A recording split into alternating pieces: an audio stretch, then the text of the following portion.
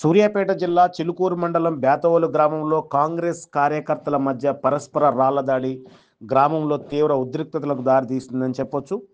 దీనికి కారణం ఏంటి అంటే, గ్రామంలో కాకతీయుల కాలం నాటి ఒక రామాలయం ఉండేది. ఆ రామాలయం ప్రస్తుతం శిథిలావస్థకు చేరుకోవడంతో దాని స్థానంలో కొత్త ఆలయాన్ని నిర్మించాలన్నటువంటి ఒక ఉద్దేశంతో ఆదివారం రోజు రామాలయంలో ఒక సమావేశాన్ని నిర్వహించారు. ఈ సమావేశానికి హాజరైనటువంటి వారిలో ఒక ఆలయ నిర్మాణం కోసం ఒక నూతన కమిటీని, ఆలయ పునర్నిర్మాణ నూతన కమిటీని ఏర్పాటు చేయాలన్నటువంటి ఒక ఆలోచన రావడంతో ఈ యొక్క నూతన కమిటీలో, ఆలయ పునర్నిర్మాణ కమిటీలో రాజకీయ నాయకులకు ప్రాతినిధ్యం ఉండొద్దు అనేది కాంగ్రెస్లోని ఒక వర్గం చెప్పగా, ఖచ్చితంగా రాజకీయ ప్రాతినిధ్యం ఉండాలి అని చెప్పేసి మరొక వర్గం వాదించడంతో వీరిద్దరి మధ్య జరిగినటువంటి ఈ మాట పెరిగి ఘర్షణకు దారితీసినట్టుగా మనకు తెలుస్తూ ఉంది.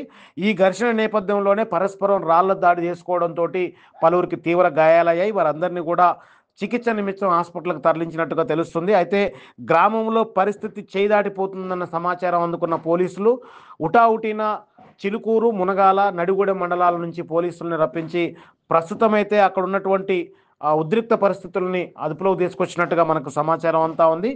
ఏది ఏమైనప్పటికీ కూడా ఇంకా గ్రామంలో ఒక హైటెన్షన్ అయితే నెలకొని ఉంది. ఎందుకంటే ఒక ఆలయ నిర్మాణం చేయడం కోసం జరిగినటువంటి సమావేశంలో ఈ విధమైనటువంటి ఘర్షణకు దారితీయడం, తద్వారాగా పరస్పర రాళ్ల దాడి జరగడం, అది కూడా కాంగ్రెస్లో ఉన్నటువంటి రెండు వర్గాల మధ్య జరగడం అనేది అక్కడ ప్రజలందరూ కూడా కొంచెం ఇబ్బంది పడుతున్నటువంటి పరిస్థితి కనిపిస్తూ ఉంది. ఇది రేపు ఏ రకమైనటువంటి రూపం దాల్చే అవకాశం ఉంది, ఇది ఇంతటితో ఆగుతుందా లేదంటే ఇంకా కొనసాగుతుందా అనేటటువంటి ఒక హైటెన్షన్ మాత్రం బేతవోలు గ్రామంలో ప్రస్తుతం నెలకొని ఉంది.